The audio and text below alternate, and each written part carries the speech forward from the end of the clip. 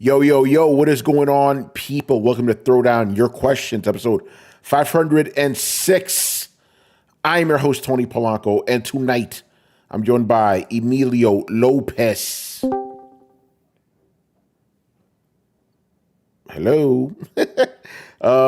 There you are. I'll start over again since things got fucked up. What is going on, people? Welcome to Throwdown episode. What is going on, people? Welcome to Throwdown Your Questions, episode 506. I'm your host, Tony Polanco, and tonight I'm joined by Emilio Lopez. Sup, people? How's it going? Chris Seeley. Yeah, am I not coming? Hey, what's up, everyone? Carlos Romero.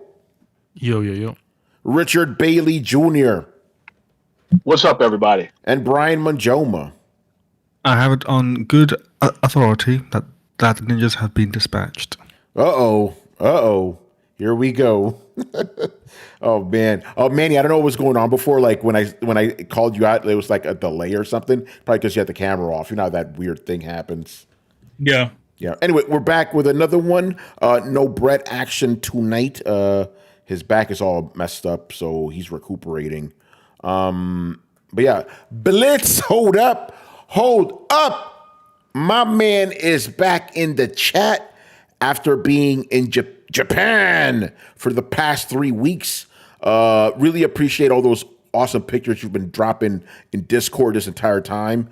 It looks like you've been having a time of your life, man, sharing all those Nintendo things you've been buying over there, which is pretty awesome. I know by the end your like bags were filled up. It's like, I can't buy any more shit. But it's good to have you here live once again from New Zealand. That must have been a hell of a trip too. Japan and New Zealand, you know? No, Japan and New Zealand is like a stone's throw away. Yeah, just like, Earth and the moon, right? Just right there. Nah, man, New Zealand's not that far. Manny, New Zealand is at the bottom of the earth, basically, you know? Yeah, but it's still not like a super long trip down there. It's like saying Argentina isn't far from New York. Yeah, it's not far from New York, you know? Manny, No, it's not. How long was that flight? It's a 12-hour flight. That's not a short trip. That's not bad. That's a long trip, dude. That's not bad. That's how long it took me to get to Hawaii. That was a long fucking flight, you know? That's how long it took me to get to Japan. Japan. That's not bad. You know? Good shit. But yeah, good to have you back. And you'll be happy because the first question of the night was about Nintendo. Uh-oh. News happening during the weekend. I didn't know about this until, because I saw some chatter going on in Discord. Shout out to the Discord crew. Like, what's going on? Now, apparently, there was a rumor going around that Game Freak, the makers of Pokemon, were hacked and stuff, and a bunch of shit was being put out. Then it wasn't a rumor anymore. The hack, and the subsequent leak did happen. And yeah, we got to talk about it. Got to talk about it. To be clear, how long ago this hack happened is a while ago. It was August. Oh, really? Oh, shit. That's when this happened. So why are we just now finding out about it? Maybe whoever did it finally put everything out, or finally went through. Maybe they wanted a ransom. Maybe they wanted to ransom it. Yeah. So usually they don't. Usually Japanese companies don't do the ransom. They just say "fuck it." Fuck you. Yeah. So I admittedly, since this happened during the weekend, I don't really know what's happened. So if somebody who's a little bit more knowledgeable on this wants to speak up, Chris, I'm kind of looking at you, bro, because I'm pretty sure you've seen what's up. I only saw when you saw it, but I don't know the details of the hack. Okay, Tubeca's already filling us in. Thank you. It was a phishing scam by the sounds of it. All right. I want to read this. I'll just read this from IGN. They're reporting on this, but I'll save that for a little bit later. Your boy, this is the real reason I want to talk about this fucking topic. Hypocrisy in the industry, bruh. Pokemon developer Game Freak reportedly hacked stolen data on unannounced games as well as Nintendo Switch 2 codename leaked online. Not reportedly, because Game Freak put out an official statement. Game Freak has issued a statement confirming the company suffered a data breach. Yeah, like you said, Manny, in August 2024. The company said its server was illegally accessed with 2,606 cases of current, former, and contract employee names and email addresses accessed. The Japanese language statement carries the date of October 10th, 2024, and does not mention the Pokemon data that has emerged since. Okay, so I guess we may need to put a grain of salt on that Pokemon data, but regardless, the hack happened. In the statement, Game Freak apologized to all those affected by the data breach and insisted the vulnerability at the heart of the hack has since been rebuilt. So that was the update. Because remember, originally, people didn't know if this was real or not. So this is the original story. Pokemon developer Game Freak has reportedly suffered a significant hack resulting in the leak of stolen data that includes code names for 10th generation Pokemon games and even the Nintendo Switch 2. As reported by Nintendo Life, another site reporting on this. Very interesting. Data leaked includes the code name of Nintendo's next-gen console. Reportedly, the working name is The Ounce. Very interesting. Remember, that's just code name. That's not gonna, they're not gonna call that shit the fucking Ounce. It's stupid. The code name of the unannounced 10th generation Pokemon game, reportedly Gaia. And the code name of the announced Pokemon Legends Z through A, Ikaku. Neither Nintendo nor the Pokemon Company. Well, we know that happened. They did issue a statement. Not Nintendo, but the Pokemon Company did. The code name. Okay, so let's get to the nitty gritty of stuff here. Because Throwdown reports on leaks. Again, I'll get to that in a bit. The code names for two versions of the 10th generation Pokemon games are part of the leak, K and N, which may relate to Nintendo's intention to release it for both the Switch and its successor as a cross-gen title. According to Nintendo Life, Ounce is mentioned as the target platform. Very interesting. So a cross-gen Pokemon game, apparently, or reportedly. A Pokemon game codenamed Synapse is also reportedly mentioned. This unannounced game is said to be co-developed with another studio, with some reports indicating it is some sort of Pokemon MMO. You mean a thing people have been asking for forever? Interesting.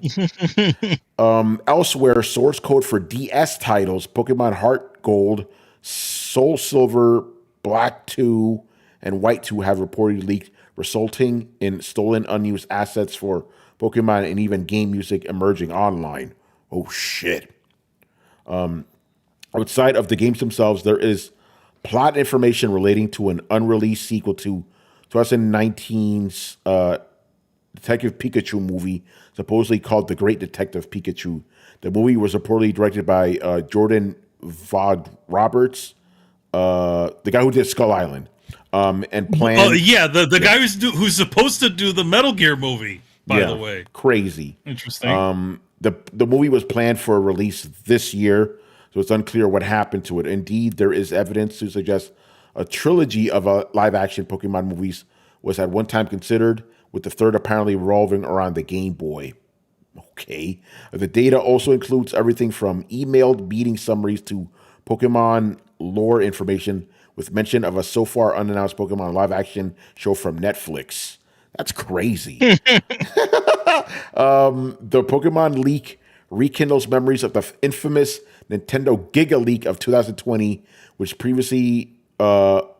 revealed previously unknown canceled games, prototypes, source code, development tools, and internal communication as part of what was at the time the largest leak of internal video game information ever released. I think we reported on that too.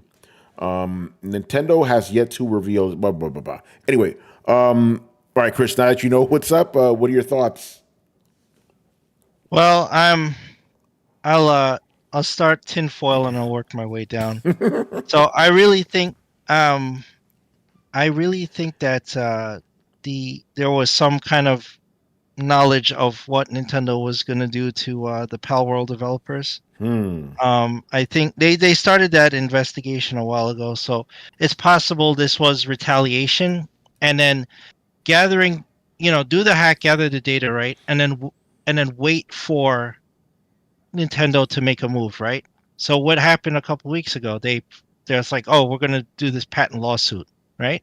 And now all this data gets released. So it's possible it's retaliation. That's what I was thinking. The first thing I thought of when I heard this was like, this was planned retaliation. But by who? I don't know. Could have been fans of the game. Could have been anyone. I have no idea. But I just find it a little strange, the timing that the actual hack happened in August. These guys sat on it. Maybe they were trying to ransom it, but we haven't heard anything of that, like any type of demands, right? I don't know if guys in the Discord know, but I didn't hear anything about this, right? But what happened only two maybe 3 weeks ago is the lawsuit, right? Yeah. So they sued Pocket Pair, and then what happens? Now this drops, right? And kind of damages it, and then shows like, oh, they were working on an MMO. How interesting. That could, and we don't know what stage of development that could have been in response to Pal World's existence. It could have been before, who knows? But it's all very interesting, and it's we'll see how they handle it. I'm interested to see what Nintendo's official statement is. Yeah. Do you think Nintendo will say something? Game Freak did, so it wouldn't be crazy if Nintendo did as well. But I would think they'd have to, because if it was just Pokemon games and lore and employee data and stuff, then a Game Freak statement is enough. But because there is now extended rumors to the Switch 2, then they'll have to say something. Yeah, that's also true. The ounce. Gary Swaby is in the chat. What is going on, my brother? That's good, man. Now I'm even more hyped. But yeah, man, crazy stuff. Again, this happened, but remember, the statement came out on Monday Japan time, right? Or am I wrong about that? You are right. Okay, so we'll see. Because I was gonna say wait till Monday, but in Japan it's Monday in Japan. Monday. Yeah. So crazy shit. What time did it? Did this thing pop up? The Game Freak thing. I don't know what time they released it. Well, right now in Tokyo, it's Japan. 11:40. It's 11:48 a.m. Oh, so they got to it early over there. So my guess is probably a 9 o'clock in the morning, or 10. No, it was way. This was way before. This wasn't 2 hours ago. They made that statement. This was like 8 hours ago. Maybe the middle of the night. Well, they had an impetus to do it because employee data is in there, right? Yeah. So that's the impetus. They had to put it out, like immediately address it. You know, Nintendo is going to carefully consult their legal team or whatever, and they'll draft a statement and they'll post it up today or tomorrow. But they're going to have to address it. Yeah, they're going to have to. Does anybody have any thoughts on the actual leak themselves, all the information? Anything you guys want to chime in on regarding the Pokemon games and the Switch 2 and the cross-play? I don't know. Don't really care? Not really. Well, the fan games are going to explode with all those leaked assets. Yeah. It's like 2 games leaked assets. Well, at least the Pal World developers will have more stuff to pilfer from, right? No, they don't pilfer. They don't pilfer anything because it's all just AI anyway. Yeah. Oh, yeah, Gary, you came in at the right time because your boy, man, I'm about to go in. Kiss Shack, what's going on, man? Actually, what's up before I go off on my rant? Does anybody else have anything else to say about the leaks? It sucks whenever this sort of stuff happens, because it's like. And you notice it's happening a lot more now. I'm wondering if it has to do with a lot of the remote access that goes on with these companies these days. It's a good point. You know what I mean? I didn't think about that. That's a good point. Like if you the earliest ones that we saw was during the pandemic, right? Was with CD Projekt Red. Then there was a Capcom one. There was the Naughty Dog one, right? Was it Naughty Dog? Oh no, it was Insomniac. Mm-hmm. Insomniac, yeah. So there's all these different companies that essentially started getting these ransom things, or essentially getting in. I almost feel like it's because of all the remote access that's been happening between everything now, where you have people working at home. That's a good point. You go ahead, Chris. It's also the proliferation of moving stuff from like racked private servers to cloud services, right? So Nintendo and a lot of other companies are leveraging AWS and Azure and Google Cloud or whatever. So that's your weak point, right? If you can break their tokens into those systems, you get everything. That's the CD Projekt Red, I believe, was that. I think it was an AWS S3 bucket that was unsecured, and then the guys just downloaded all their shit right from there, source code and everything. Fuck. So yeah, I don't think you're wrong about the remote access thing, because one non-VPN connection into anything, or a weak VPN or whatever, they can get in and start siphoning data.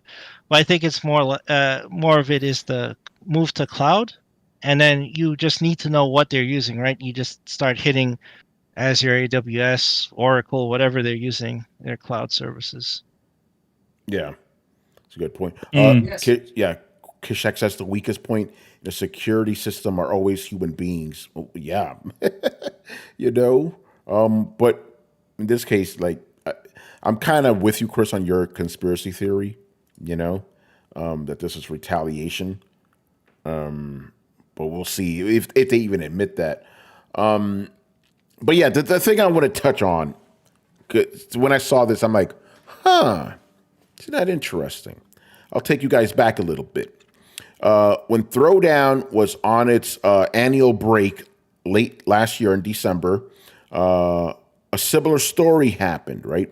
Insomniac was hacked, right? Insomniac Studios got hacked, and a bunch of leaks came out. The gaming industry collectively decided it wasn't going to cover it because people's personal information was put out there. As I've said many times on the show, and by the way, the instant we came back from vacation, main topic, that's the main thing we talked about, right? Because unlike these other organizations, we're actually consistent. We've reported on every single leak that has happened in the gaming industry. Why were we suddenly going to stop with this one? If you're worried about people's sensitive information, getting put out there, don't talk about that. Talk about the actual leaks, right? So I find it very funny. Oh, and by the way, and I got to say this too. I'm not going to name any names, but even fans of this show gave me heat for taking that stance. They're like, Tony, that's wrong. People's personal information was leaked. You can't talk about that. I'm like, no, fuck that. I'm going to talk about it. There's still news. We're reporters. We're going to report, right?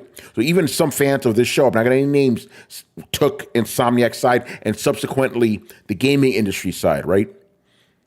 Cut Q2 now, right? Remember, the crux was we can't talk about the Insomniac leak because because the company was hacked and people's personal information was revealed, right? The same thing happened now with this Nintendo hack, right? Yet sites, IGN is the biggest gaming website on the planet. They're reporting on it, right? What's different here? Maybe I'm stupid. Maybe there's something just mentally wrong with me. I don't see a difference here, right? The company got hacked. People's personal information got put out there, but it's okay to report on this, but it's not okay when it comes to Insomniac. I have my theories as to why that is, but the hypocrisy is so fucking blatant, bro. Very fucking blatant. Why was that wrong, yet this is okay when it's the same fucking thing? If I'm missing something, please let me know, right? I'll let you know. Yeah. It's access. Insomniac is under the umbrella of Sony Publishing Incorporated, or whatever the hell they're called, and Nintendo is Nintendo. They're probably the most stingiest developer in order to get access from. So most people don't even mess with Nintendo that much because they know that Nintendo doesn't really care about the whole handshaking agreement between IGN or whatever the publication is, or gaming journalist X. But that relationship does exist with Sony.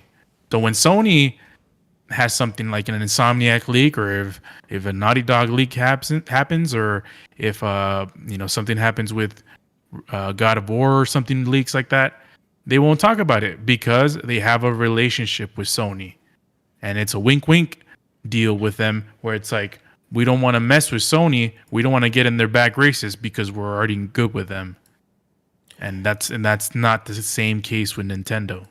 Yeah, I don't even to follow it up. What I was gonna say is exactly what you just said. That's what it is. They're cozy with Sony, not so with Nintendo. Because remember, Sony, even though yes, they are a Japanese company, right? They're effectively a Western company at this point. And so obviously a lot of these sites they have a cozier relationship with somebody that they could actually speak to, in the same language than somebody like Nintendo, who you need translators with. And like you said, Nintendo isn't exactly the warmest company out there, But come on, man, you see the fucking hypocrisy, bro. You see Video game politics. Yeah, but Carlos, Throwdown, consistent, bro. Consistent. Yeah, man, we cozy with the beef. Yeah, we cozy with the beef, calling the bullshit out, Bliss goes, I thought IGN was a bunch of Nintendo fanboys, but they protected PlayStation. Yeah, very interesting. Syrian Air Force, didn't E3 get hacked years ago with people's information? Yeah, and they reported on that too. I'm going to say it. Greg Miller, what's up, bro? Remember, everybody followed his stead. He was the first guy to say, I am not going to talk about the Insomnia League because people's personal information got put out there. Oh, but he got called out immediately. And it's like, dude, you have a show called PSXO I Love You. Come on. Yeah. Come on now. Where you at, bro? That's all I'm asking. Where you at? Why aren't you on Twitter right now telling people, don't report on this, people's personal information got hacked? Just say the same, literally copy and paste what you said, just replace Insomniac with Game Freak. I just want the consistency. I don't think I'm asking for that much, but apparently I am, Fucking crazy, bro. Yeah.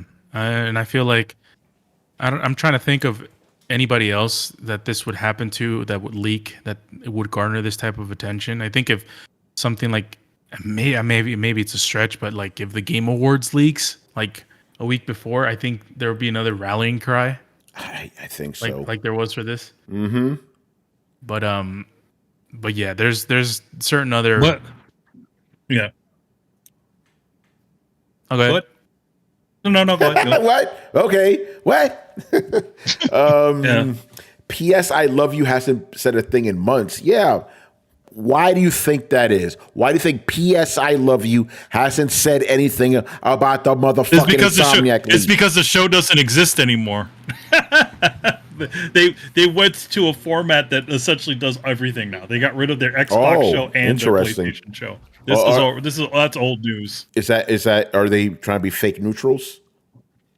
No, it's just more that they're just trying to lump all of their gaming stuff into one show.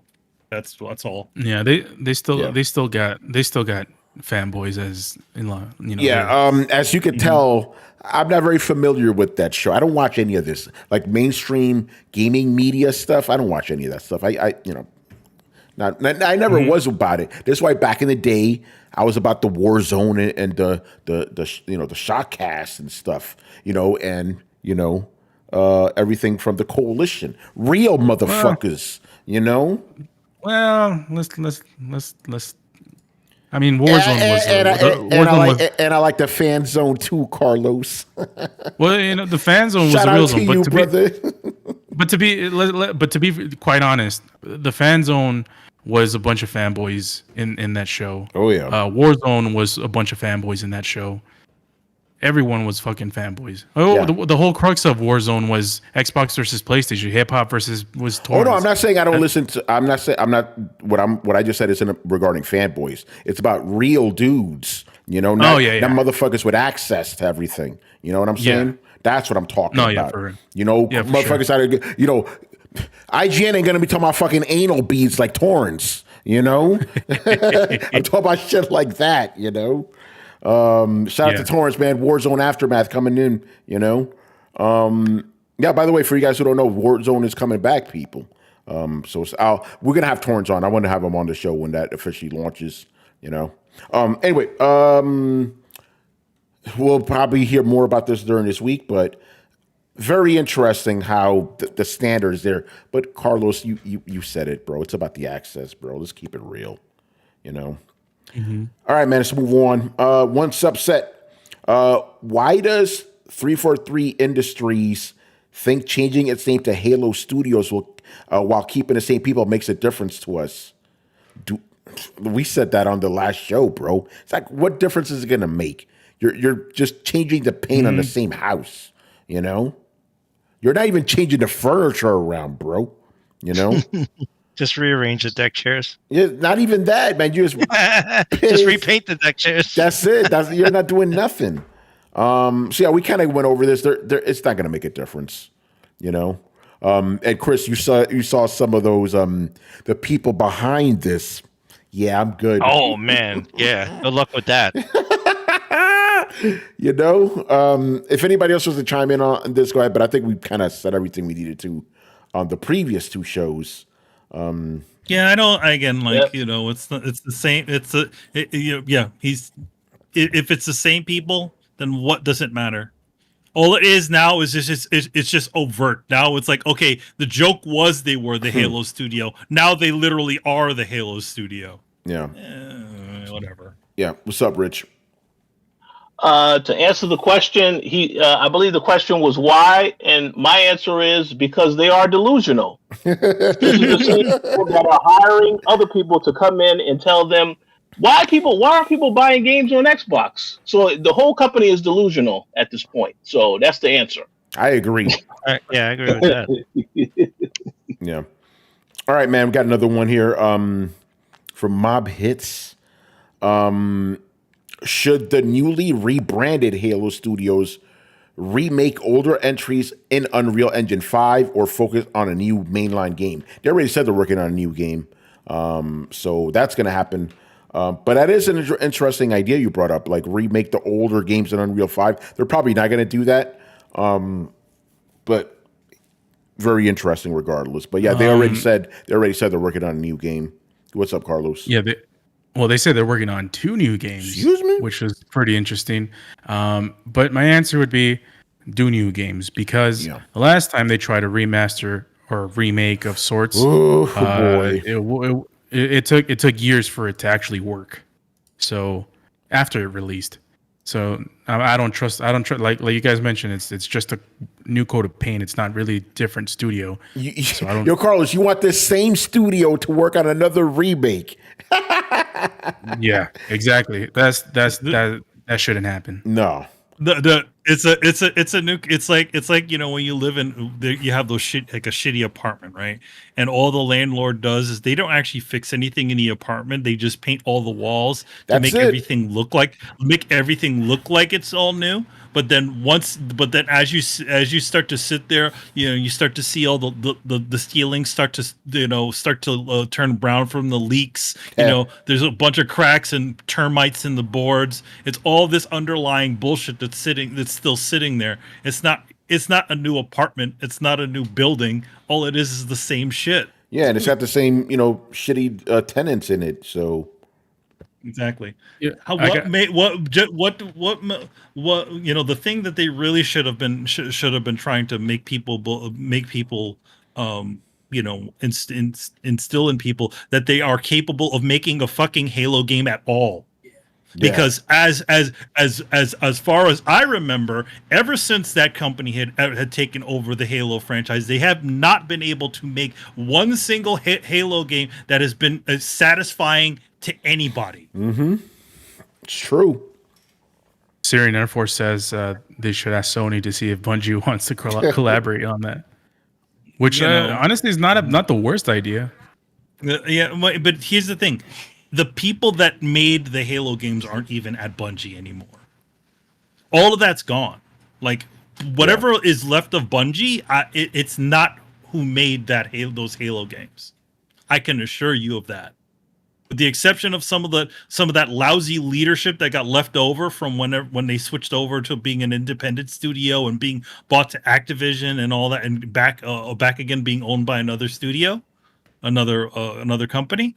No. I don't think they are. I don't think any of those people are left that made those legit good Halo games. Yeah. What is it? Destiny, even though everybody loves that game, is an example of that. Yeah. All right, man. Moving on. Dr. Loomis, who is kind of a newer name, you know. Dr. Loomis. I'm thinking that's somebody that might have switched their name to something more Halloween related. Yeah.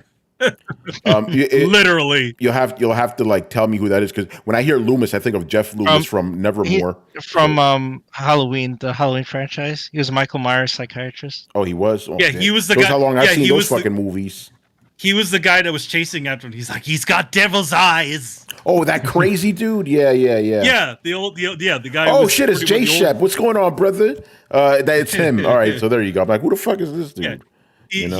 He's officially activated his inner pumpkin. Yes, just like his inner pumpkin. Yeah, just how people make their spooky names and stuff. You know, like Boo Earns. Yes. You know, I don't know. Boo Earns. Anyway, first question for Mr. Loomis. I'll call you that for the rest of the month too, man. Out of respect, you know. If I'm not mistaken, Nintendo first-party developers have been used to working with old-gen graphics for at least the past 2 Nintendo console generations. How confident are you that Nintendo's first-party developers will be able to take full advantage of the graphical capabilities of the upcoming Switch 2? Very capable, because that's also going to be last-gen tech. Just like before. So, J-Shep, since you're in the chat, I want to know: is your question meant to be like that? You think that his Switch 2 is going to be like on par with current gen? Because he sure as fuck is not. You know. But I will say this though, and Chris, I'll let you jump in after this. Nintendo developers will absolutely take full advantage of that system. They do a great listen up, motherfucker. Listen up. They do a pretty damn good job when it comes to the first party games, when it comes to, you know, the way they run a performance shit. Generally speaking, there's exceptions like the last Zelda game, which ran like ass, right? But generally speaking, first party Nintendo games run great on the system. The developers know what they're doing. But no, this system is not going to be on par with PS5. At best, it's going to be on par with PS4. PS4. You know? Yeah, that's what it's going to be. It's not going to be on par with PS4 Pro. No fucking way. PS4. No, it's not going to be. Yeah. It's going to be. Yeah, it's not going to be PS Pro. It's not going to be PS Pro. It's going to be a 4. Yeah. Chris, jump in here, man. Yeah. Wait. Just your thoughts. Just your thoughts on, like, you know, how well Nintendo's first party developers going to utilize the new hardware. And they have an advantage over everyone else, and this has existed since whatever system is.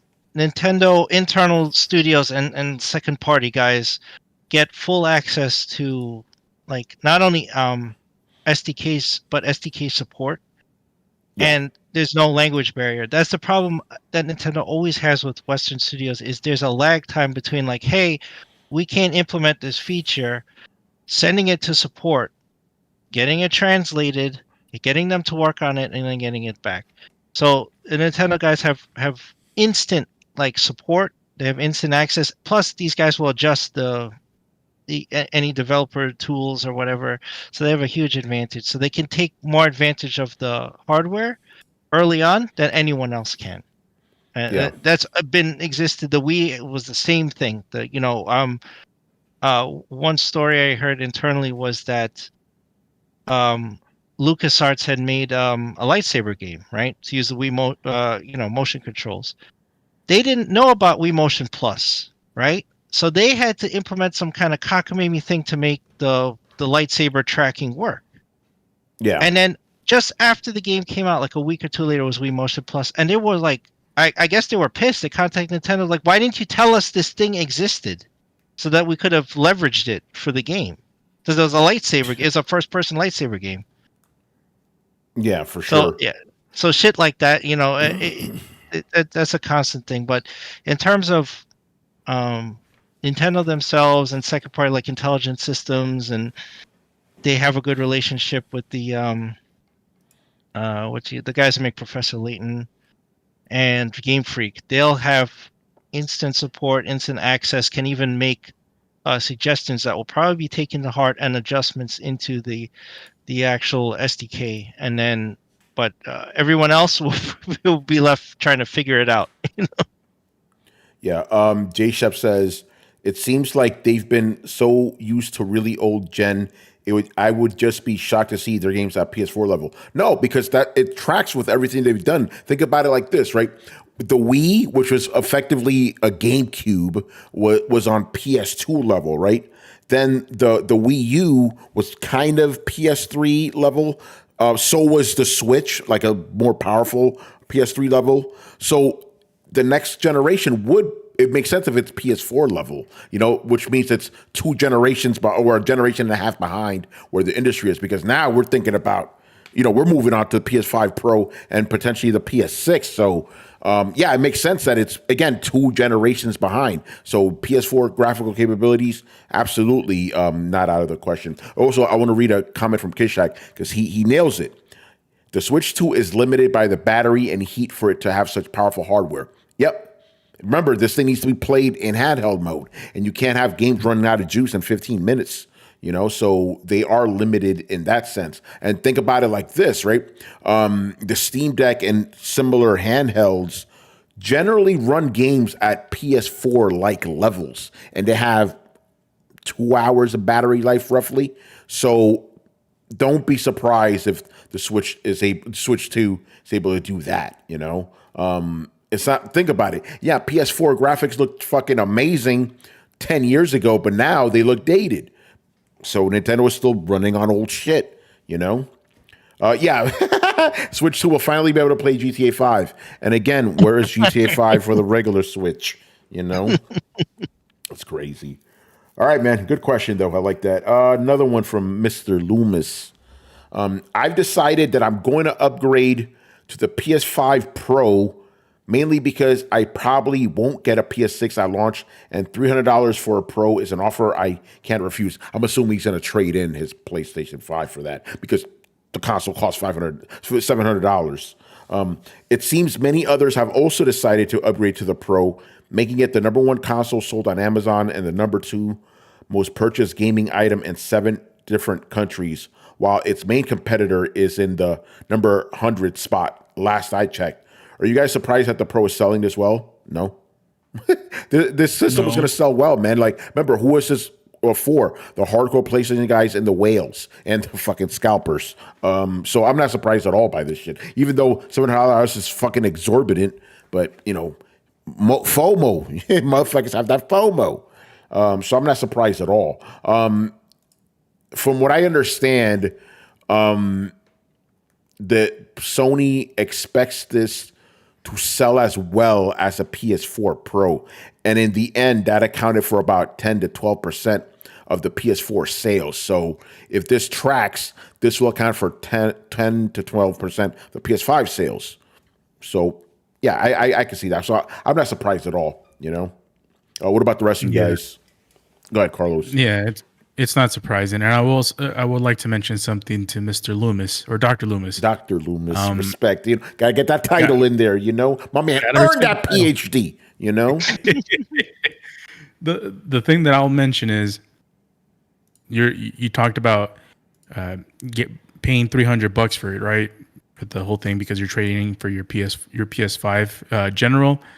I would like to say that when the PS6 comes out, because you talk about not getting a PS6, I'm pretty sure you can trade in your PS5 Pro and get it at a discounted rate then. So, don't be surprised that when the PS6 time comes around, you can trade in your PS5 Pro and then pay maybe $300 or $400 for the PS6, which I'm pretty sure it'll probably be around the same price, like $700 when it comes out. So yeah, just keep that in mind. Yeah, not surprised that it's doing well.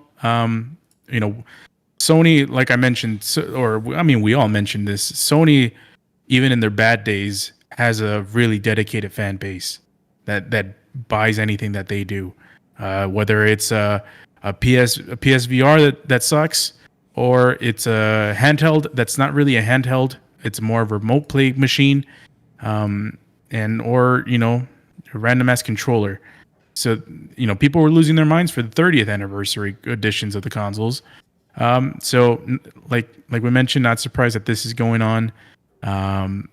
Let us know what you think, what your thoughts are on the PS5 Pro, whether you like it or not, something they can improve on, because you're not gonna get thoughts from us. Yeah, unless Tony's office has one over there. It's more than likely I will be reviewing the system, so I'll give you my thoughts on it for sure. Barry Burton, PS9 in 2078. Facts. Wasn't the PS9 supposed to be dropping like in the next 20 years, according to that commercial or whatever? It was the PS9, right? With it's like a ball. Yeah, the bubbles. It was the ball, yeah. Nano machines. Yeah, nano machines. Yeah, and it all started with the PS2. Hilarious. Digital Foundry praises it every week. The PS4, PS5 Pro. Yeah. I would assume so. Yeah. No, I mean they don't seem to be praising it. They just seem to be like, okay, yeah, now we have DLSS, but I mean, again, they haven't gotten it. They haven't gotten. Excuse me, Manny. PSSR. Yeah, PSSR. Excuse me, their version of DLSS, Yep. Which they're like, I don't think they're praising it. I think they're just like, it's new tech, so they're excited about it, just in general. Well, and I guess this is up for interpretation, but they said Final Fantasy VII Rebirth, night and day. Oh man, that sounds like praise to me. I don't know. I mean, once they get, they say night and day, but none of them, they don't actually have have the new console in general, right? They've only seen it and played it played it in controlled situations. Once they get that shit. Once they get that shit in hand, you're gonna start hearing about all the misgivings they have with it. Yeah. So they're not praising, they glazing. Rich, what's up, man? Now I think you are mistaken, Carlos. They meant that there are night and day cycles in the game. They're not talking about there's a difference. Yes. That is true. Oh man, Kishak goes, Digital Foundry is going to make so much YouTube money from making videos of PS5 Pro versus PC. Oh yeah, they are making that money.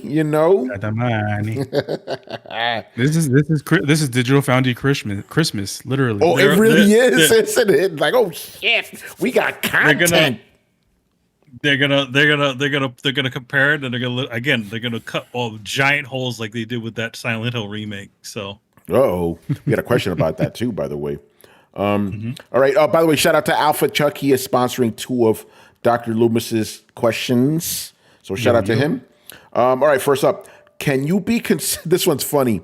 Can you be considered a real Xbox fan if you don't know the significance of 343? No.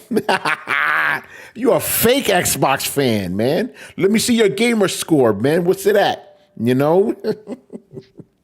Oh, man. That's funny. I mean, yeah, obviously, if you're an Xbox fan, you know what the fuck 343 is about, And I ain't talk about the studio, If you know, you know. All right, another one here. If Sony changed all... This one's kind of funny, too. If Sony changed all the characters in Concord, made it free to play, and gave it a campaign, could you see gamers giving it a chance? No, that shit's dead. No. It's already has that stigma around it. It's not... You can't save that. It's been tainted. Yeah, the brand is damaged. It's damaged. Yeah, it's over. The brand is damaged. But hey, if you really love Concord, you can still go to the PlayStation style store on PlayStation.com and buy yourself a Concord mug or shirt just for those memories.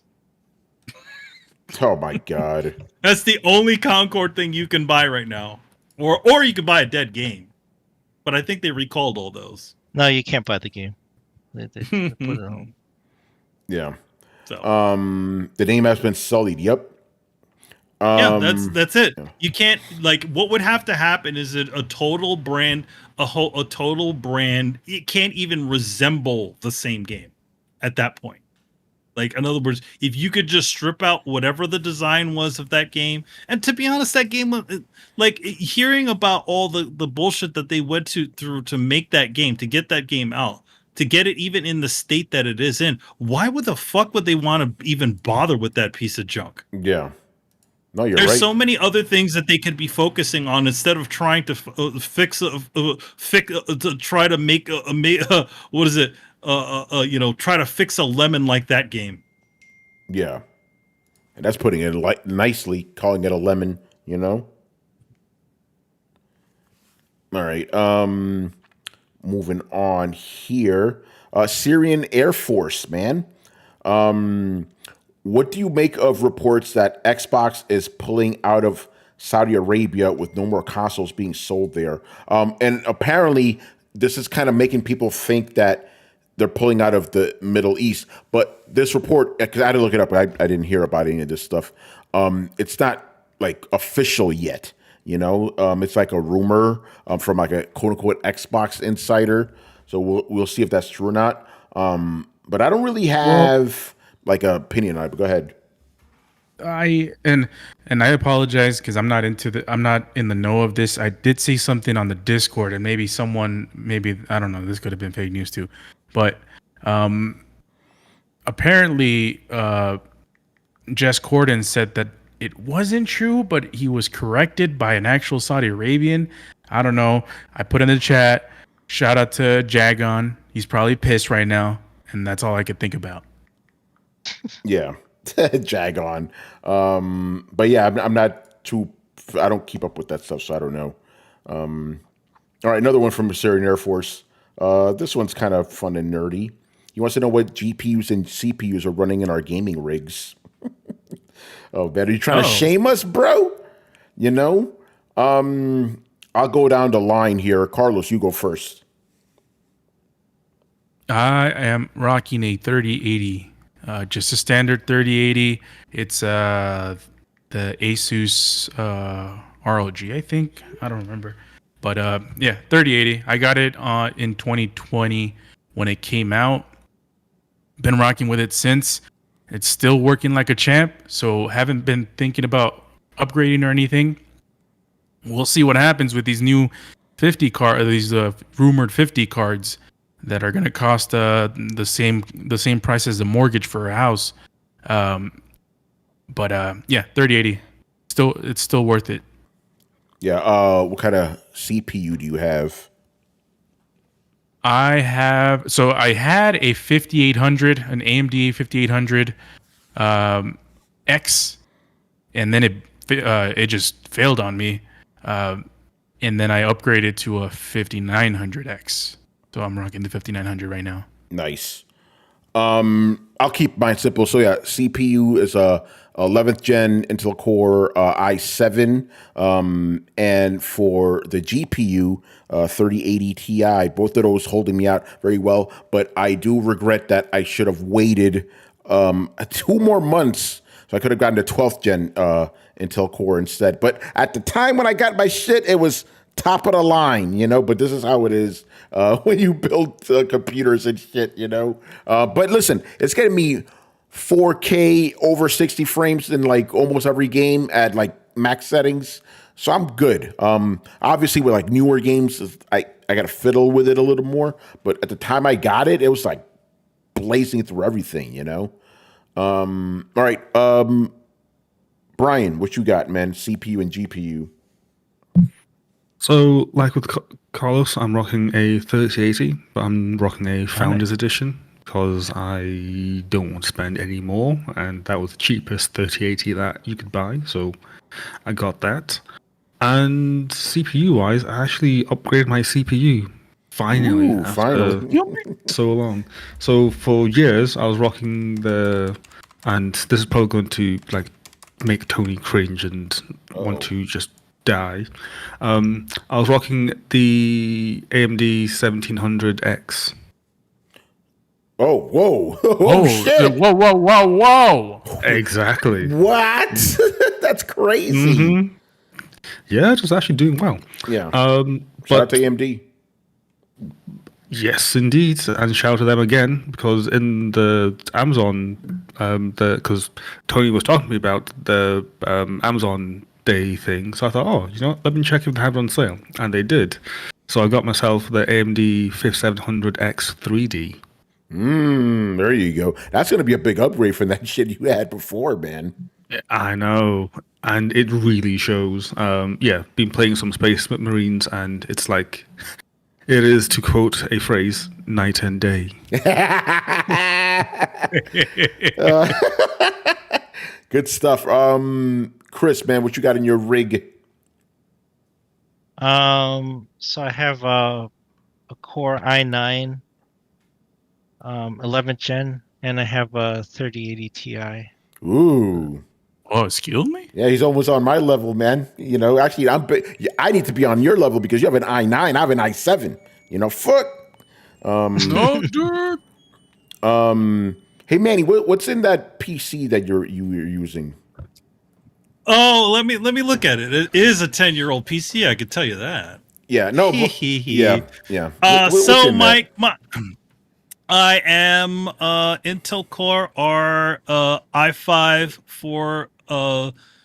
4430 CPU. I got 32 gigabytes of RAM. Wham. What was that? What was the card that I had? How do I find that thing? Oh, your I don't GPU? know. Yeah, I don't know what my GPU is. It's not the one I gave you, is it? The 10. Yeah, it's the one you gave me. The GTX 1080. Yeah, so I have a GTX 1080 in there with an Intel Intel i5 4430. So, and it's a 10-year-old computer. So, there you go. That's what I got. Yeah. I can run Metal. I Yeah. can run Metal Gear Solid 5, which was high end at the time. I could run Metal Gear Solid 5, 60 frames per second, 1080p, and it ran Hi-Fi Rush, by the way. So that's Unreal Engine 5. So it's not gonna kill. It's not gonna kill. Run everything at 4K, but it can run everything at a decent 60 frames per second, even for being a dirt old computer as mine is. So Yeah. there you go. Rich, do you have a gaming rig? I don't think I've ever asked you that. This is a phenomenal question. The PC that I've been using, I've been doing some gaming on it. i7, very, very basic GPU. I'm pretty sure everyone on the panel has a more advanced PC than I do. So I am. Oh, you don't? Nah, man, Well, his shit is I old. know. Oh, it's old, So- man. It's i5, man. This is. Well, I mean, what generation is it? That's what I want to know. What's the exact name of that? I'm sorry, Rich, because I'm curious. Oh no. Yeah. Well, I must confess, I don't know the information. Is there a certain place I should be looking at on the computer to find this information? Rich told me the other day what it was. Oh, he told you? Yeah, it's good enough for Concord. Yeah. Don't worry, Rich. Don't worry about it. But yeah, there you go, Syrian Air Force. There you go. Oh, by the way, just quickly, since he didn't ask, but RAM, Carlos, how much you got? 64, I think. My man. Yeah, man. I'm one of those. I'm one of those tab whores. Yeah. Whoa. Yeah. Yeah. Shit. And I thought I was going overboard with my 32, but my man outbeat me. But here's the thing. When I bought the shit, I was like, damn, I'm going too much with 32. Now I'm like, fuck, I think I need to switch to 64. You know? like it's Nintendo. You know? Brian, RAM. I'm actually rocking 16 gigs. I'm actually on the low end of things. Damn, my man's like, fuck y'all. Brian is Which is the weird part. Brian is really a disciplined and self-controlled I respect human it. being. You know, meanwhile, me and Carlos like, yo, give me that RAM, son. I'm not gonna be using 2/3 of that shit, but give it to me. Every time you upgrade, Chrome has like the Birdman hands. He's like, all right, That's here it. we go. Let's go. You know, give me more of that shit. And Chris, how much RAM do you have in your rig? Oh, I have 64 gigs. Ooh, my man My baller. man. You know, I'm like Carlos. It's like everything open, everything. that's it. I don't care. Open something else. I don't gotta close nothing. It's like another one. Chris and Carlos walking into that room with that big pimp coat, cane, you know, the fucking shoes with the goldfish in them. Yeah. Gary Burton, 120 gigs or get the fuck out. Oh, man. Damn. Don't tempt me, bro. I don't even need that much, you know, but I just want to look at it. Look at that number, you know. All right, and the last one from Assyrian Air Force. This one's interesting. Why is there so much hate for PS5 Pro not coming with a disc drive when they still give you the option to buy one, unlike Xbox where you don't get an add-on option? Because for $700 you should add a fucking disc drive, bro. That's why. You know, and you're talking about the Xbox Series X without a disc drive. It's $450. You could forgive it. You know, so yeah, the reason is because for a $700 console, you should have all the bells and whistles. You know, yeah, you should have that disc drive. And if this is the only version that you get that says that the only version that you get that doesn't have the disc drive, they should drop that price. They should drop it to where, you know, it costs. Let's say for the sake of conversation, it costs $700. If you get it with a disc drive, then you get it without the disc drive. You get it for, you know, I don't know how much is the disc drive. $100 now? I have no idea how much it costs. It was what is it, like, was 80? It 80? Yeah, I think it was 80. It was 80, but Sony on the DL, the PlayStation on the DL upped their prices of everything. Nobody fucking reported on this. All the controllers and everything had gone up. We talked about the controllers. Everything. Yeah, we did talk about that. Yeah, the controllers, but everything has gone up. Even the disc drive. I don't know if the PlayStation that other, you know, the stupid remote play device did, but yeah, everything went up. Oh, the PS Portal? Yeah, I don't think the PS Portal went up, but everything else went up. All accessories have gone up. Yeah. But yeah, that's the answer. It's like for $700 you should get everything, you know? Yeah, exactly. I mean, again, it's $700. It's not like it's a cheap thing at that price point and it doesn't come with a disc drive. It's just rather insulting. And the thing that even gets me is that it doesn't come with a stand. That's like the really strange part. So it was designed with our stand in mind, and then it kind of needs a stand to work or else it falls over, and then they don't give you one. It seems very Apple-like in its design, where they'll do a thing because they think it's a good idea, and then they'll charge you extra for any type of things that you need it to work. Like when Apple did the MacBook with all USB-Cs, at that point where no one was doing USB-C stuff, and then they were like, oh yeah, we have this adapter for like $80. You know, you can buy that and have all compatibility with your USB devices. It's like, why are you doing this? Yeah, I will say this: the PlayStation, if it's anything like the PlayStation Slim, obviously you would need the stand for stability, but you can still have the console on its side and it'd be fine. You don't officially need the stand, you know? Yeah, but still, you know. Question out of interest, because I don't. Does anyone know if the PlayStation Digital non-slim, I guess, came with a stand or not? It must have, right? Because it doesn't have a stand. It doesn't have a stand. It comes with those stupid little leg things. You know, the slim. I don't know about the digital, the slim.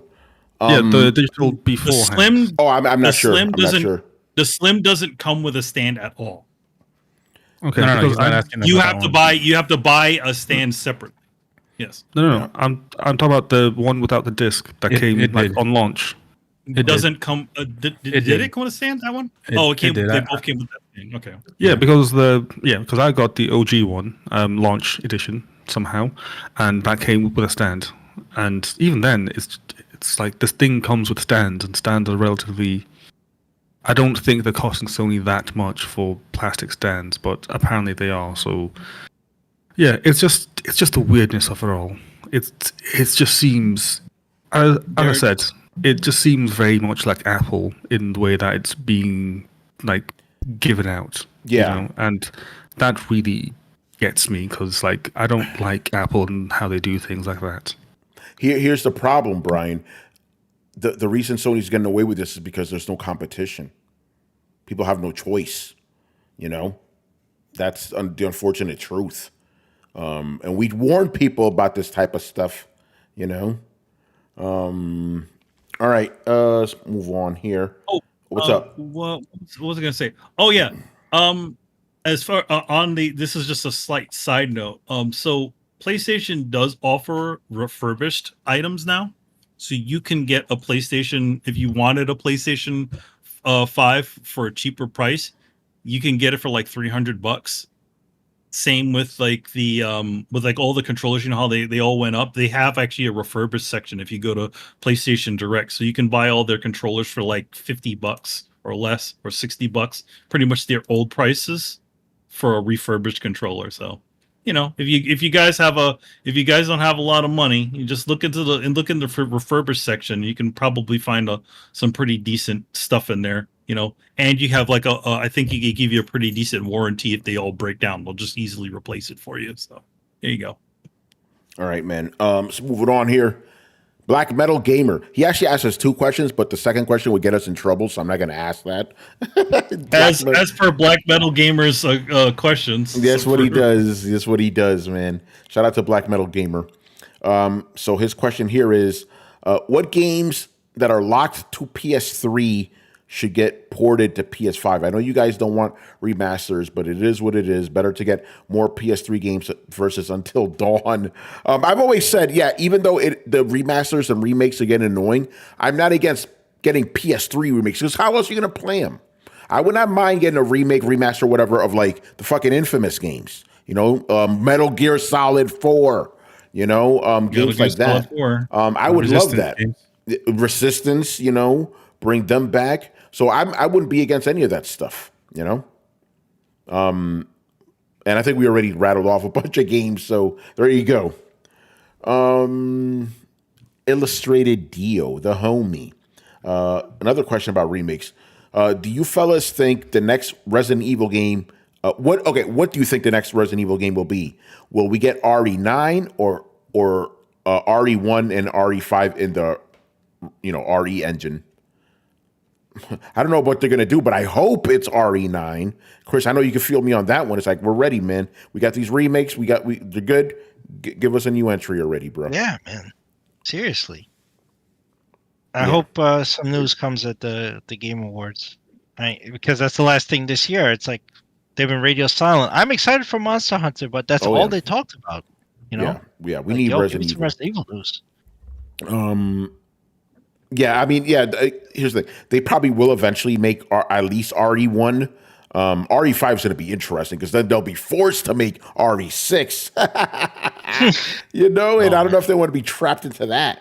All right, man. Another one here. Another one from Mob Hits. What are 3 things you expect will happen in gaming in 2025? For example, Ubisoft being sold. I guess he's asking us for predictions. I was debating whether to ask this now or because we're going to do our predictions anyway at the end of the year. You know, the year-end special. But yeah, 3 things. But why not? You know, 3 things. I'm just going to go for obvious shit. Michael Pachter, Captain Obvious shit. We're going to get another Nintendo console for sure. More studio closures, probably, you know. And number 3, I don't know. I've just got 2. That's all I got. What about the rest of you guys? Hopefully, Monster Hunter gets delayed. Oh man. Oh man. We're gonna get a whole spiel about how GTA 6 is nowhere to be seen in 2025. Yep, that's true. Sir Nerfer says Concord gets released on Xbox and Switch. And yeah, I don't know. Yeah, that I'm pretty sure I have more. I just can't think of them right now. I got some. Uh-oh. Oh, Okay, Grand Theft Auto 6 will get delayed to 2026. Yeah. Oh man. I agree with that. I agree with that. Yeah. Yeah. I think that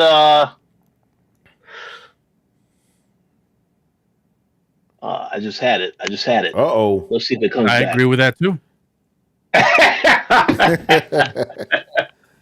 I think we'll finally. I think Abandon will finally get released. Oh, I don't know about that.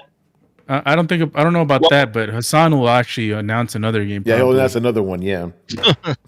Yeah, you'll see. Xbox will announce more games coming to PlayStation. I think that's a guaranteed. Yeah. Yeah. All right. And- yeah. Go ahead, Rich. The last one, I think Assassin's Creed Shadows might be the biggest flop of 2025. So that's Oh yeah, yeah. there it is. Oh, no. Yeah. Yeah. I agree. That's going to be brutal. That's going to be brutal. All right, man. Yeah, and we'll have more predictions for you at the end of the year. You know, our year-end special. You know, Insomniac. I have an Wolverine. alternate prediction. Oh, an alternate one. Oh. Well, I don't think they're even going to release Shadows. Oh shit! I can't. I think they're- I like that one. I'm going with that one. It's not going to get released. Yeah, I think they're going to kick the can down the road and just quietly cancel it. Yeah, I think so. I agree. They're going to pull a Batwoman. You know. Agent and StarCraft Ghost in 2027. Oh, Barry Burton. the biggest vaporwares of all time. You know, maybe Beyond Good and Evil. You know. Yeah, good 8 evil days. too, yeah, right? You know, 8 days. What's up with 8 days, bro? Shit. Oh man! There's And Brian's favorite game. Let's go deep down. You know. Yeah, there you go. What's that other one? The other Capcom one that you know we were asked about last week by someone with a very Pragmata. Pragmata, yeah. Drunken Demon, you know, he good guy. You know, he asked us about That's that. our predictions for 2027. That's Yeah, what that's right. Oh man. All right, we got another sponsor one here by another great fella. His name is Lunar Diaries. He's sponsoring a Mob Hits question. No. Oh man. All right. The question is, with Silent Hill 2 remake becoming a huge success, well, I don't know about that. Would you guys want to see a Castlevania remade in Unreal Engine 5? Damn, here's asking us a lot of questions about Unreal Engine 5 remakes. A lot of Unreal Engines. Yeah. So Chris, for no reason whatsoever, you could start us off first. I know Konami's jumped on this remake bandwagon pretty hard, but I don't know. I know the question said not discount the Mercury Steam stuff, but how can you? Yeah. The Lords of Shadow games happened, and they were terrible, right? I honestly don't know if Konami has in them the ability to make anything. I know they're outsourcing everything, but what I would turn it back. Who would you get to handle Castlevania? They're not going to do it internally. So who would you get to make that game? And then would you make it like over the shoulder like Lords of Shadow was? Yeah, I don't understand. Like, what are we making the first Castlevania? Yes. Yeah, because that would be style. Yeah, that would be a completely new game. You know, I don't know about that. Yeah, I think if they want, they should make. They should try to get somebody to make, or like Way Forward or somebody good at the 2D side scrollers to do a new 2D side scroller Castlevania game. That would be something else. But to remake any of the old ones, I don't even know where you start with that. And then it's like, if you're doing a 2D, do you need Unreal Engine 5? You'd use anything for that. But if you want a 3D experience, if you want it to look like God of War, I guess, but then is it Castlevania anymore? That was my problem with Lords of Shadow, other than the weak story. Yeah. What a trash games. I will say this. What Konami can do is just hire one of the plethora of indie developers that do these games anyways. Yeah. Yeah, they never seem to do that though. There's people out there making fan games and doing a decent job. I'm not saying that that they're like masterpieces, but these are like what 3-4 people working trying to make this shit work. And I see these trailers on YouTube. I'm like pretty impressed. with what they're able to do. And then what happens? Lawyers come out and descend on them, and then the shit gets shut down.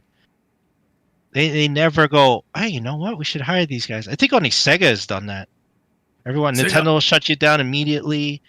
Capcom will gently shut you down, but they'll send a cease and desist, like, please stop making this. Like, okay. Nintendo will be like, how much money you got in your pocket? You know? Oh shit, we better stop.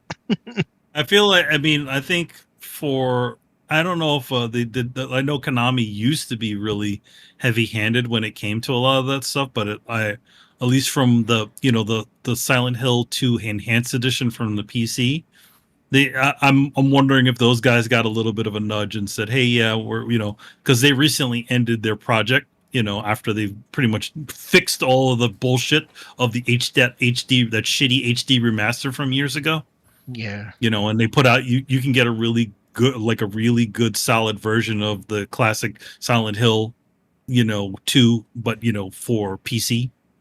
But yeah, I think when it comes, I don't think Konami, if anything, is going to be remaking everything internally. I know they're doing Metal Gear, and I know that they have at least one Silent Hill game that's being done by an internal team. But yeah, I don't know. I'd see them to do a Castlevania game. I don't know. I don't know if there's any talent in there anymore that's able to sort of recapture that magic anymore. I agree. And I agree with that. like how you said,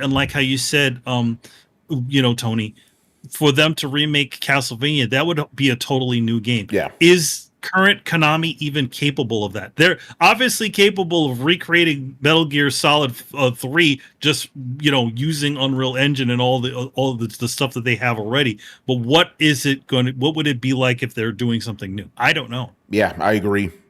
Yeah, I don't think that's going to happen. All right. Yeah, again, they're going to go for the path of least resistance. They're not going to go like a full-on big AAA. They're not going to do that. Those things are kind of behind them, I think. Well, Metal Gear Solid and this Silent Hill remake are pretty big AAA. But they're both remakes. I'm talking about something brand new. Oh, like something brand new? No, I don't know how they would do that sort of thing. I think for Metal Gear, it's a reset for them to essentially reset themselves and maybe prepare them to do a totally new title. But I think in general, for the Metal Gear franchise, I think what's going to happen is we're going to see remakes or remasters of the games that are the most recent. So I think the next one for them will be Peace Walker, and I think the last and possibly 5 getting a nice new paint job on top of it. Yeah. Then maybe later on down the line you'll see a Metal Gear 1 and a Metal Gear 2 Solid 2 put out. Yeah. All right. Electric Boogaloo. All right. One subset. Another question here. I finally pulled the trigger and bought a PS5. So man, he got one later than you did, man. Oh man, I thought I was the last one. No. All right. Yeah. What upcoming games in the next 6 months are worth buying? This is the question we've been trying to ask all year, bro, and we still don't have an answer. Well, there is right now. No, he said within the next 6 months. The next 6 months, I can't actually answer, but you can go back and get a lot of those games that you missed out on. Yeah, that's my answer to that. But focus unless on you the played stuff, them on PS4. Unless you, No, if you take all the big titles that came out for PlayStation 5, up till now, you have a pretty good sizable amount of games. At least for spread from the 4 years that we've been with this console, right? Yeah. You got your Spider-Man, you got your Miles Morales, you got your Spider-Man 2, you got your your Ratchet and Clank, you got your you got a pretty decent amount of games. Insomniac games in general, You got a bunch of Insomniac games to play, and then you have a couple, I think a lot of that, to be honest, I think maybe now or next year are probably the better years to have a new console, just in general, because there's just so much. There's at least that small smattering of games that we did have. If you did compound them to a later in the generation, you have yourself a decent amount of stuff to play. Yeah. You know? So yeah, I think that's a better thing. That's the best way of looking at it. Don't think about what's coming up in the next 6 months, because honestly it's dry. Focus on all the games that have been out, because you will have a good decent amount of games. If you count everything. So that's if you our count answer everything. to you. Yeah. Yeah. Monster Hunter Wilds is coming out to everything, bro. That's not a PS5 exclusive. Yeah, that's not an exclusive, but I mean, and Metaphor is also an exclusive. It's not an exclusive either. Astrobot's already out, but it's a great game to play. Astrobot's out. And yeah, and you can play both versions of Astrobot. One came, Astro's Playroom came with the console. You know, it's a damn good damn good platinum. And you can play that right before you play Astrobot. So you got two there. So you have a lot to from the previous, from before you started, and then you have the little bits and knobs and things coming up, whenever that Wolverine, are coming up soon. There's Wolverine coming soon. Yeah. Yeah. So no, you're definitely going to be eating good for a little bit if you go back to those old games that have already been released for PS5, the exclusive games. That's sort of what I've been doing. I mean, that's what I've been doing. I kind of went back and got to play some of the things that I didn't get to play. So I'm so unfortunate. Like, it's sad to say that there's what's the big PlayStation 5 game this year? I don't know. I guess Astrobot, right? Yeah, it's Astrobot by default. By default, because there's because they said PS5 they're not going to have anything new. They said they're not going to have anything new or significant this year.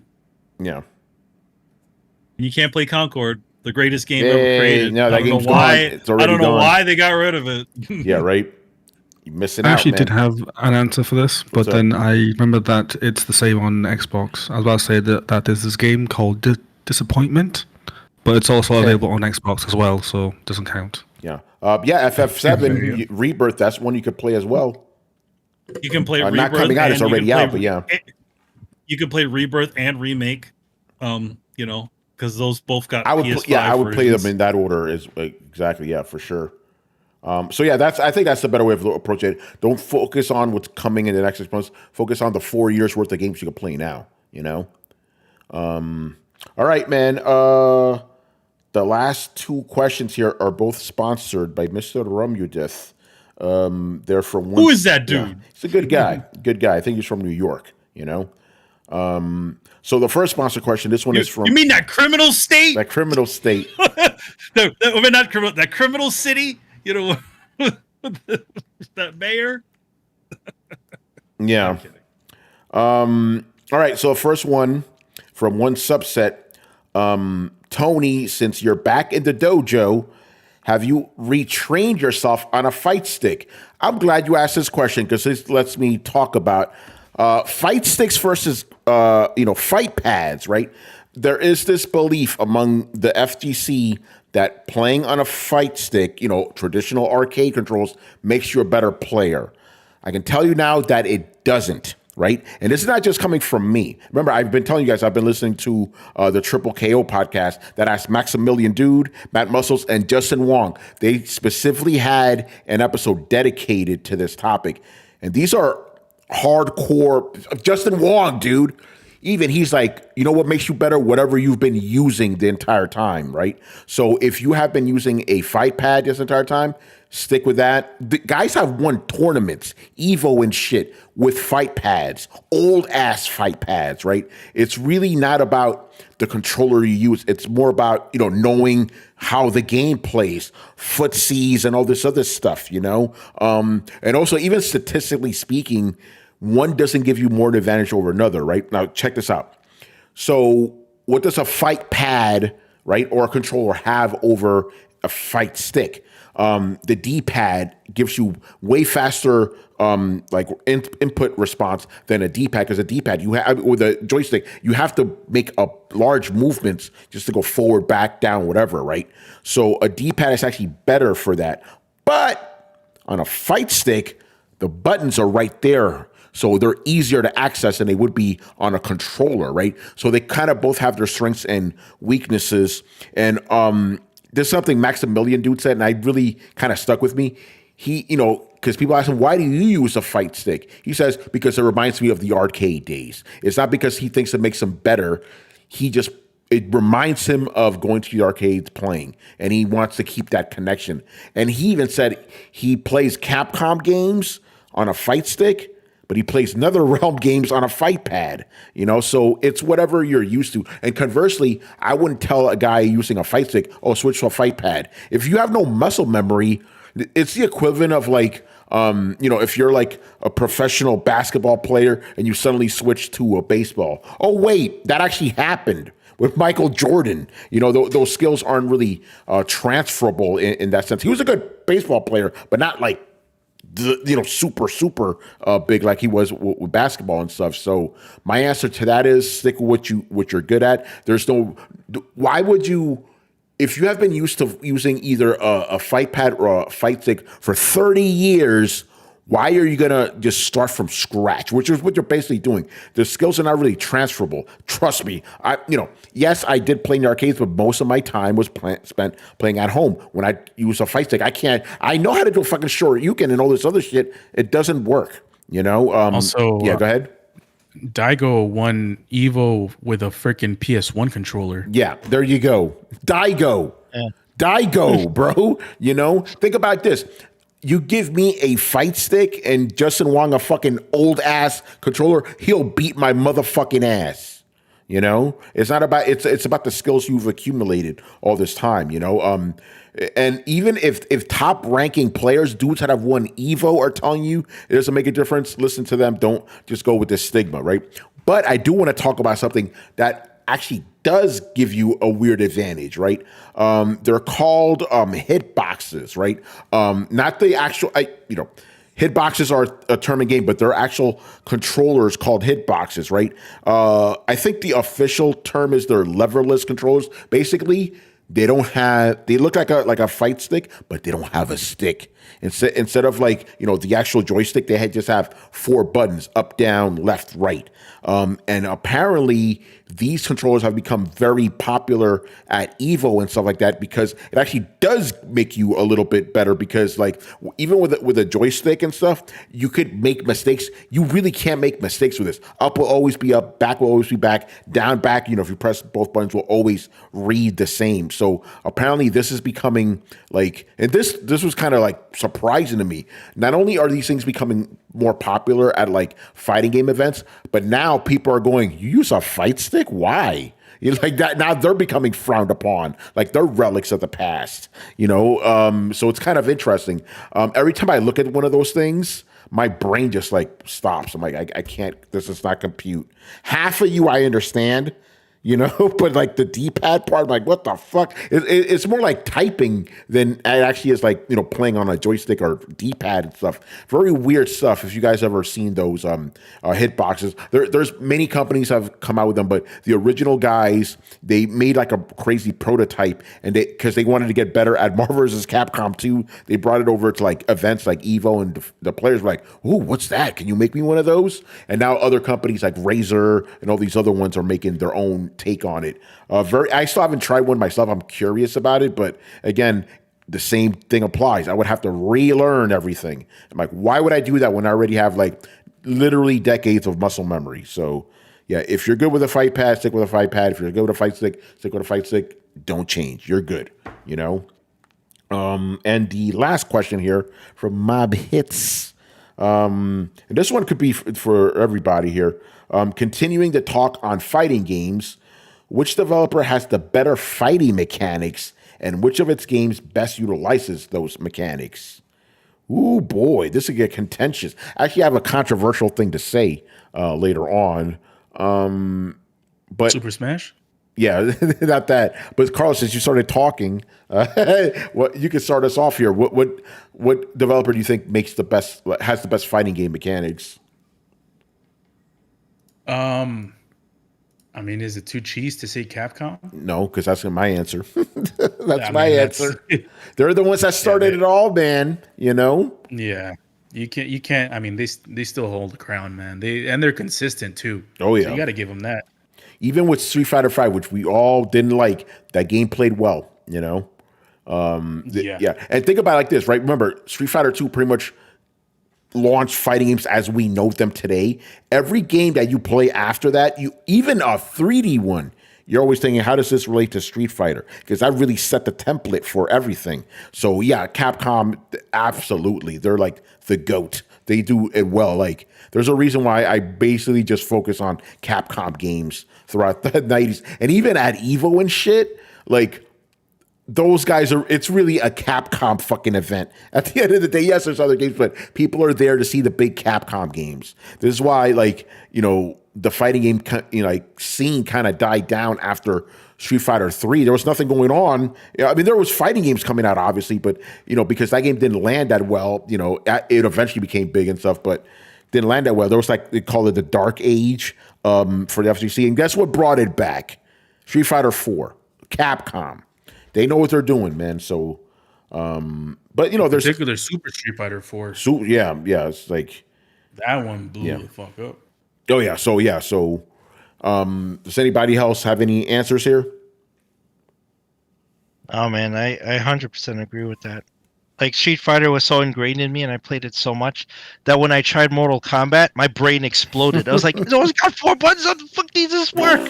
You know, and it's like a lot of back forward and stuff. I'm like, "Oh no, quarter circle, half circle moves. It's all back forward." And then, like, I don't know. I still to this day, even though I've played, I think I played Mortal Kombat 11, but it hurts my brain to play it. Like, Street Fighter is just butter, right? And that's why I love the revamp of KI that Xbox did. That has Street Fighter controls. Okay, so it's perfect. Yeah, so it's great. You know, I got into that easy. Mortal Kombat, I kind of have to think about what I'm doing. Stuff is like a translation error in my brain. So if I can play those games, that's why I usually avoid them. Yeah, you know what? I'm going to just jump into... Oh, go ahead, Carlos, because Chris has already kind of gave me a good segue to what I want to talk about, but you go first. Just real quick. Yeah. Real quick, Capcom is so good at making fighting games that people don't complain about them making remasters within a year after their game releases. That's true. Yeah, think about that. Remember with Street Fighter 2, bro? We had a lot of editions. People were like, hey, it's cool, you know? But yeah, but Chris, no, we weren't. Yeah, we weren't that back then. We're like, what? Fuck Street Fighter Champion Edition? What the hell? And we still bought it though. Yeah, bought them. Yeah, but we're like, what the fuck? Yeah, no, it was stupid then too. Yeah, but it makes sense though why they were doing that. But nowadays you don't have to worry about that bullshit. Just do an update, you know. Okay, so I got to jump on a Mortal Kombat thing, bro, because that was the other game we played, you know, other than, you know, Capcom games and Virtua Fighter, which I'll get to in a bit. There were for a little while, I almost exclusively played Mortal Kombat, right? It got to a point where, like, I was playing Street Fighter, I'm like, oh, where's the blood? This is not violent enough for me, you know? So for a while, I was playing a lot of Mortal Kombat 2 and a lot of Mortal Kombat 3. Then after Mortal Kombat 3 kind of started dying down, you know, I went back to Street Fighter Alpha 2. I'm like, oh yeah, this is butter. What the fuck is wrong with me, bro? Like, this is the shit right here. This is the shit, right? And it's funny that you bring that up, Chris, because after Mortal Kombat 3, I hadn't touched any Mortal Kombat game. I think I may have played a little bit of Deception or whatever, one of the 3D games. Like, what the fuck is this weapon shit? Fuck is this? So I hadn't played any Mortal Kombat games until I had to review Mortal Kombat 11. And the first thing I thought, I was like, oh shit, this thing is still stiff. You know, like, they haven't removed that. It's still stiff, you know, and it's not just me talking shit. Again, I was listening to the Triple KO podcast. They were talking about, you know, the characters they have in the new Mortal Kombat. You know, they have RoboCop. Justin said, hey, RoboCop's a perfect character for this game because he controls stiff just like all the other characters do, you know? Yeah. So, yeah, Mortal Kombat games, they're fun, you know, fatalities and all that, but stiff, bro, compared to, like, Capcom games, excuse me, you know? But with that, I will have to give a shout out to Sega, man. Like, Virtua Fighter, you know, and all their other 3D fighting games too. butter. You know, that's at the template for 3D fighting games, you know? So shout out to them as well.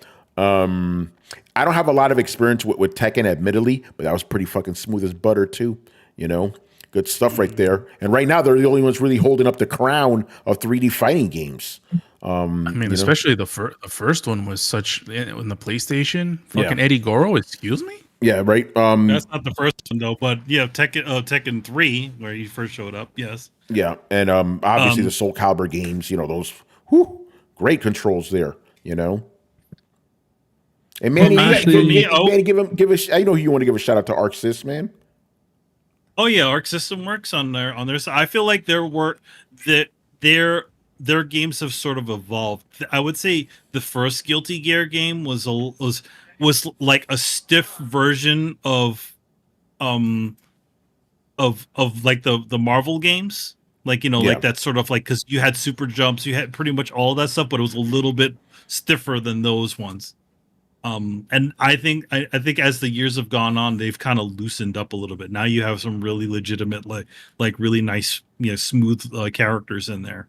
For me, I would say the best of the older Capcom games. Well, not the older Capcom games, but like my favorite controlling Capcom fighter, you know, Street Fighter game is Street Fighter Alpha 1. Because that game, good, like, that one, it was like everybody could do the little footsie combo. They could all do, and then the alpha counters were really cool. Like they had a lot of really good stuff in that one. And my absolute favorite, I feel like, is Marvel superheroes from the, you know, the general evolution from the X-Men game. But I would say X-Men versus Street Fighter. Is it X-Men versus Street Fighter is like that taken to the nth level. Like if Marvel superheroes was good, that one was even better than that. Yeah, that's good. But since you brought up specific games, so yeah, I think the best examples are, to me, Street Fighter Alpha 2 is like peak Street Fighter. Like no Street Fighter has been as good as that. Even though I will say I do like the combo system from Alpha 1 more. 2 is just the full package, man. You get like 3 different like not 3, you get 2 different kind of super move types and stuff. You know, one is custom combos, so that's perfect. And then of the versus games, X-Men vs. Street Fighter is still my favorite. Although in second place, and this may shock some people, it is not Marvel vs. Capcom 2. It's Marvel vs. Capcom 1. I really love that. No, Marvel vs. Capcom was good. Yeah, those are my 2 favorites. And obviously replaying all these games, now I'm like, that my sentiments haven't changed. I actually like those games even more now, you know? One because the thing about 2 is that you lost the button. Yeah, you lost the buttons. You lost middle. You lost the middle buttons. Granted, you could access middle by hitting L twice, but still, it's weird. And admittedly, it is easier to pull combos off that way. It is easier, but it's still weird. You want those 6 buttons there, you know? Yeah. Also, I want to give a quick shout out to SNK, man. You know, Manny and I played a lot of Samurai Showdown. That was a very good game. And PSN had a sale this weekend. And I was curious. I'm like, hey, let me see these King of Fighters games. They were all fucking discounted. Bro, I'm talking about like the older King of Fighters, like 98 and 2002, which are like the GOAT games, like less than $3, bought them, you know. And I bought the new King of Fighters, the 15, for like $8 and shit. And I was playing around with them. And Manny, there's a little bit of stiffness, but it's still good. It's still really fluid and nice. And I know they have that. They have that weird thing where it's like forward, down, back, and then forward. I always had trouble with that movement. Yeah, it's a lot mainly for super moves. Like for example, I was playing Terry Bogard, and it's funny because I was playing him in Street Fighter 6. Then I went over to King of Fighters, and all the moves came out exactly the same because all his moves are all Hadoukens and shit. But his super move is back, like, you know, Tatsi, and then a Hadouken. But it's not a full Hadouken. And I was able to Chris, I didn't have that learning curve. I was like, oh, I get it. This is easy. I get it. It's not like Mortal Kombat, like learning a whole fucking different language, you know? This is more like, oh, okay, this is a different accent, but it's still the same language, you know? He definitely, I would say, for Terry Bogard, some other characters, I'm like, what the fuck is this shit? You know? For Terry, I would say he's way easier to play if you play was it Capcom versus SNK game? Yeah, I never played that. Those in those games, they Capcomified him. Yeah. So I purposely picked, because it's King of Fighters, 3 characters, right? I picked Terry, Ryo, right, from Art of Fighting. Rio's really good too. He's another Shoto guy, Hadoukens and all that other stuff. He's the one that Capcom made fun of. Like they kind of based Dan off of him, to make fun of it. It's like, hey, you're just ripping off our characters. But my man has a Shoryuken and everything, Yeah, well, I mean, the guy who created that is the guy who essentially created Street Fighter itself. Yeah, exactly. Yeah. By the way, Manny, in the current King of Fighters 15, they have the Samurai Showdown team. So I was playing with Haomaru and stuff. I'm like, yeah, this is cool, man. Good games. Fighting games are fun, man. All right. Does anybody else want to jump in with their favorite fighting game developer?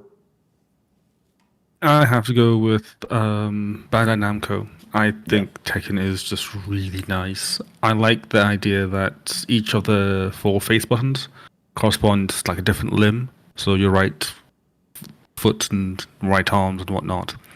And it means that learning the combos is actually quite simple because then you don't think in terms of, okay, is the charge character or not? It's more a case of, okay, which limbs are you swinging, and is there a pause? Do you need to combine limbs together to get moves out? I just think that's really nice because I just couldn't, for the life of me, could not get around charge characters. Like I don't know why, but my brain just doesn't work. I remember that I picked up Blanca, and I understood the like the first few moves, but then the whole idea of like charging. I used to have a friend of mine who was really big into Street Fighter, and he used to like try and teach me like how to play a charge character, and the idea that again, the second after you attack, you hold down the charge. I just could not get that through my mind because again, Tekken, you don't charge anything. You just kind of put them out as you do. Maybe you buffer a few moves, but that's about it. So just found that very strange. But yeah, Street Fighter is definitely fun. I definitely do prefer the fireball characters rather than the charge characters in my opinion, just because I think they work better for my mindset. Yeah, for sure. But yeah, Tekken is just nice. Brian, I'm glad you bring that up because remember I was talking about a PSN sale. I'm like, listen, fighting games are on sale. Tekken 7 was on sale for $9. I'm like, okay, I bought it. So I hope that's a good Tekken game to start with because literally my only knowledge of Tekken.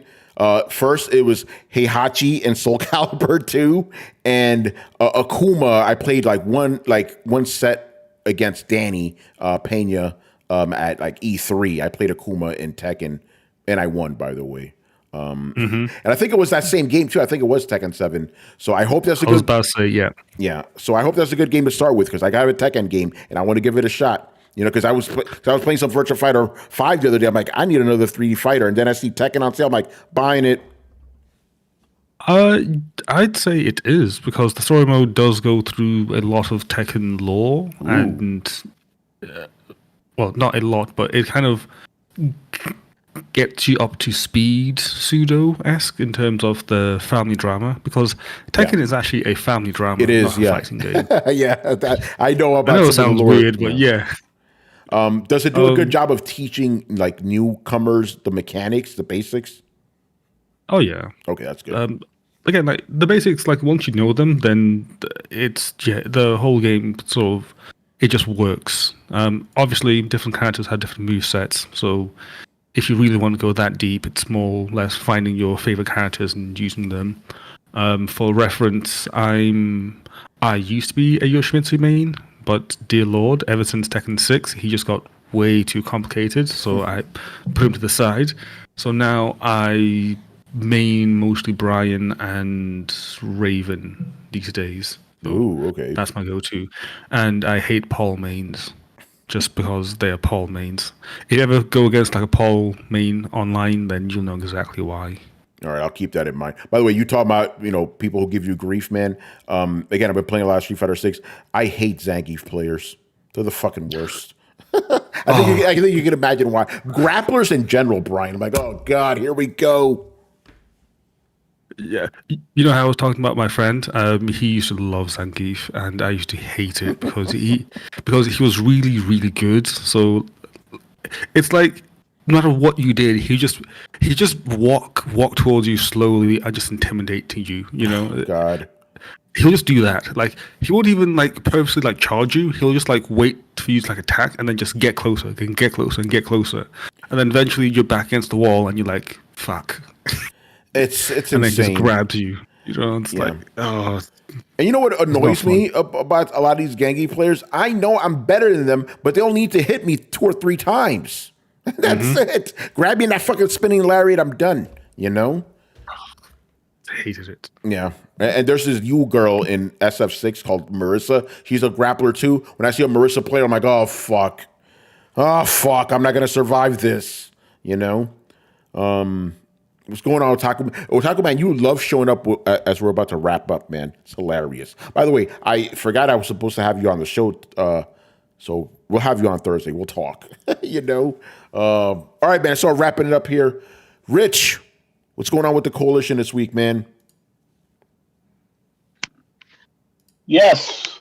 Well, busy time. So first and foremost, Mr. Adam Vale, Carlos Romero, and myself, we recorded the latest episode of I Am Negan podcast, talking about the Daryl Dixon show. Easily Carlos's most favorite episode so far this season. So definitely check out what we had to say about that episode if you're curious. As for the coalition the rest of the week, there's a couple of reviews and previews that'll be dropping throughout the week. Some stuff that I've been playing I can't really talk about yet, but I will say this. Stay tuned, because there's a lot of stuff coming in the next couple of weeks on the website in various other ways. So look for that. Awesome stuff, man. All right, make sure you follow Throwdown on Twitch and Twitter.